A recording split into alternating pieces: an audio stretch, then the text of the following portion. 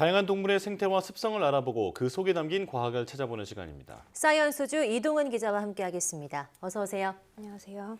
네, 오늘은 어떤 동물을 만나볼까요? 네, 오늘은 자연의 목수라고 불리는 비버에 대해서 이야기를 나눠볼까 합니다. 이 비버는 우리 주변에서 흔히 볼 수 있는 동물은 아니지만 네. 그래도 누구나 알고 있는 동물이 아닐까 하는데요. 네. 물에 살기 때문에 수달과 같은 동물과 좀 헷갈릴 수 있지만 비버는 분류상 쥐목에 속하는 설치류입니다. 물론 쥐라고 하기에는 덩치가 아주 큰 편인데 보통은 이 몸 길이가 한 60cm에서 70cm 정도이고 꼬리 길이만 30에서 40cm에 달한다고 합니다. 몸무게가 20에서 27kg 정도가 평균인데요. 아주 네. 드물게는 40kg이 넘는 이런 덩치가 큰 경우도 있다고 하네요. 네, 쥐라고 하기에는 거의 대형견에 맞먹는 덩치를 가진 친구라는 생각이 드는데요. 자, 비버 하면 가장 먼저 떠오르는 게 이 거대한 앞니인데 앞니를 잘 사용하는 동물이죠? 네, 맞습니다. 이 비버는 설치류 중에서도 가장 힘이 센 편인데 특히 앞니를 주로 사용하는 만큼 앞니의 위력이 아주 강한 편입니다. 네. 이 숲이나 하천 근처의 나무를 앞니로 갉아서 넘어뜨릴 수 있고요. 또 이렇게 잘라낸 나무를 작게 조각내서 사용하는 그런 습성이 있습니다. 또 비버는 초식 동물인데 자기가 쓰러뜨린 나무의 껍질이라든가 나뭇가지, 새싹, 또 나무 뿌리 같은 것을 주로 먹고 또 산딸기와 같은 과일도 즐겨 먹는다고 합니다. 네, 그 비버가 쥐의 한 종류라고 하셨는데요. 그런데 비버는 쥐보다 좀 훨씬 더 귀엽다 이런 생각이 드는데요. 네, 맞습니다. 지금은 비버가 이렇게 조금 귀여운 모습이지만 약 10,000년 전에는 곰만한 크기의 자이언트 비버로 존재했다고 네. 합니다. 네. 이 자이언트 비버는 이 몸무게가 100kg이 넘었다고 하는데요. 지금 보시는 이 화석처럼 아주 큰 몸집을 가졌습니다. 또 이 캐나다 연구팀이 팝 가수 저스틴 비버를 기준으로 현재의 비버와 자이언트 비버를 이렇게 나란히 두고 봤더니 네. 한 150cm 정도에 달하는 몸 길이가 확연히 나타나는 것을 알 수가 있었습니다. 또 이 자이언트 비버는 약 260만 년쯤에 출현을 해서 1700년, 그러니까 신생대 시대쯤에 멸종을 했는데 네.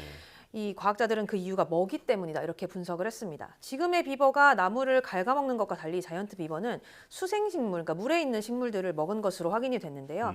마지막 빙하기가 끝난 이후에 기후가 너무 건조해지면서 점점 먹을 것이 없어져서 이 비버가 멸종하게 된 것이다 이렇게 분석을 했습니다. 네. 특히 자이언트 비버는 나무를 자른다거나 먹었다 이런 증거가 전혀 발견되지 않았는데 그러니까 비버의 조상한테는 지금처럼 나무를 이용하는 능력이 거의 없었다고 봐야 되겠죠. 네. 이제 150cm의 몸무게가 한 100kg 정도 되면 반달가슴곰 정도의 네. 크기니까 정말 무서웠을 것 같습니다. 자, 그런데 비버가 그 수생식물을 먹었다고 하셨는데 그렇다면 이제 주로 물에 사는 동물인가요? 비버는 물속과 땅 위를 번갈아 가면서 생활을 하는데요. 먹이를 먹거나 잠을 잘 때는 육지에 올라와 있고요. 또 이 외의 시간에는 물속에서 많은 시간을 보낸다고 합니다. 당연히 헤엄치는 능력도 뛰어날 수밖에 없는데 비버는 설치류지만 뒷발에 물갈퀴가 있어서 물에 가만히 떠 있는 상태로 뒷발만 이용해서 움직인다고 합니다. 또 꼬리가 아주 넓고 평평하게 생긴 것을 볼 수 있는데 이 꼬리가 노처럼 헤엄칠 때 균형을 잡아주고요. 또 추진력을 내는 역할을 해줍니다. 네. 또 이 비버의 꼬리를 자세히 보면 이 몸통과는 다르게 털이 아닌 비늘 같은 모양으로 이렇게 덮여 있는 것을 알 수가 있는데 물의 저항을 줄이는 데 도움을 주는 거죠. 비버는 물속에서 적을 만나면 이 꼬리로 물 표면을 이렇게 강하게 내리쳐서 상대를 위협하기도 하고요. 또 이 멀리 떨어져 있는 동료들에게 위험 신호를 보내기도 한다고 합니다. 특히 겨울에는 꼬리 안에다가 지방을 저장을 해서 체온 유지에도 사용을 한다고 합니다. 네, 말씀 들어보니까 비버가 이제 물속 생활을 하는데 꼬리의 역할이 굉장히 커 보이네요. 네, 맞습니다. 또 이 비버가 이렇게 물속에서 자유롭게 활동할 수 있는 비결이 하나 더 있는데 비버의 항문 근처에 기름샘이 있습니다. 여기서 나온 기름을 수시로 몸 전체에 발라서 방수 기능을 높이고요. 또 이 물속에서 체온을 유지할 수 있는 건데 또 하나 특별한 점이 우리가 아는 이 바닐라 향이 이 기름샘에서 나오는 성분이라는 겁니다. 네. 이 바닐라에는 카스토레움이라는 동물성 향료가 들어가는데 이게 바로 비버의 기름샘에서 나오는 물질입니다. 실제로 과거에는 이 물질을 천연 향료로 굉장히 많이 사용을 했기 때문에 비버가 한때는 아주 지나친 사냥으로 멸종 위기에 처하기도 했다고 합니다. 하지만 이후에 이런 비슷한 향이 나는 바닐린이란 물질이 침엽수에서 추출된다는 것을 발견을 했고요. 지금은 대부분 이를 이용한 이 합성 향료를 사용을 한다고 합니다. 네, 이 바닐라 향은 지금 아주 익숙한 향기인데 네. 그게 원래는 이제 비버의 기름샘에서 나왔다라는 게 참 네. 놀랍습니다. 자, 그런데 비버의 가장 큰 능력이라고 하면 이제 집 짓는 기술이잖아요. 이 집 짓는 과정에 대해서 좀 알려주시죠. 네, 비버는 우선 이 큰 나무를 쌓아 올려서 동그란 이 움집 모양의 보금자리를 마련을 하는데 보통은 하천이나 늪 주변에 있는 나무를 앞니로 갉아서 넘어뜨린 뒤에 진흙이나 돌을 더해가면서 작은 나무들을 차곡차곡 쌓아 올린다고 합니다. 네. 이렇게 만든 집의 경우는 이 사람이 서서 들어갈 수 있을 정도로 큰 것도 있다고 하는데요. 이런 수시로 나무를 쌓아 올리는 비버의 습성 때문에 집을 짓는 과정에서 아주 큰 규모의 댐이 만들어지기도 합니다. 네. 이 비버가 만든 댐의 길이는 보통 20에서 30m 정도이고 수백 미터에 달하는 댐도 자주 보인다고 하는데요. 실제로 지난 2010년에 이 비버가 만든 세계에서 가장 긴 댐이 발견되기도 했습니다.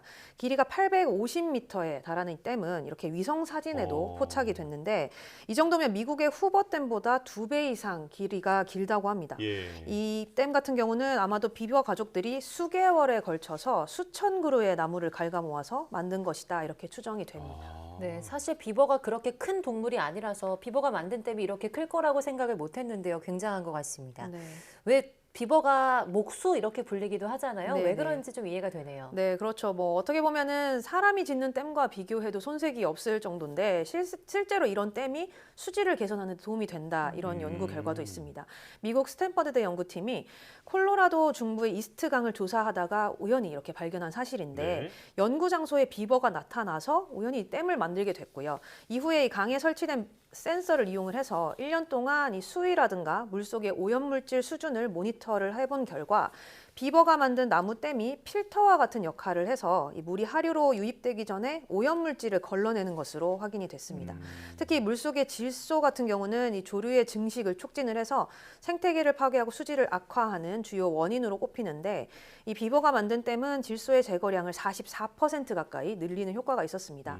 연구팀은 기후 변화로 인해서 강에 아주 큰 변화가 발생을 하고 있지만 비버가 수질이 떨어지지 않도록 유지하는 역할을 해줬다 이렇게 말을 했습니다. 네. 네. 이제 비버는 이게 단순히 서식지를 위해서 집을 지은 것이겠지만 이게 생태계나 사람에게 큰 도움이 되는 거네요. 네, 맞습니다. 또 비버가 만든 이런 서식지가 생물의 다양성을 높이는 효과도 있는데요.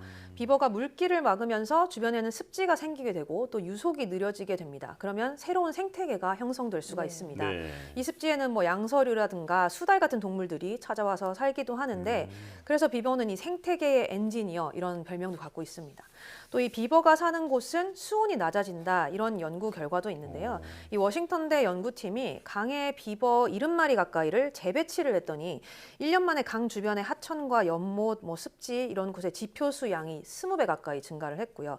지하에 있는 우물에서도 물이 2배 이상 증가했다고 합니다. 네. 그러니까 그 결과 이제 하천 하류 수온이 2.3도까지 떨어졌는데 반대로 이 비버가 살지 않는 곳은 같은 기간 동안 0.8도 정도 수온이 오른 것으로 나타났다고 합니다. 네. 네, 그럼 비버의 개체수가 좀 많아지는 게 자연과 생태계에 큰 도움이 될 것 같은데요. 네, 물론 뭐 비버가 이렇게 긍정적인 효과를 많이 가져오는 것으로 나타났지만 이것과는 좀 반대되는 그런 연구 결과도 있습니다. 미국 알래스카에서 활동 중인 과학자들은 이 비버가 기후 위기를 오히려 가속화한다 이렇게 말했는데요.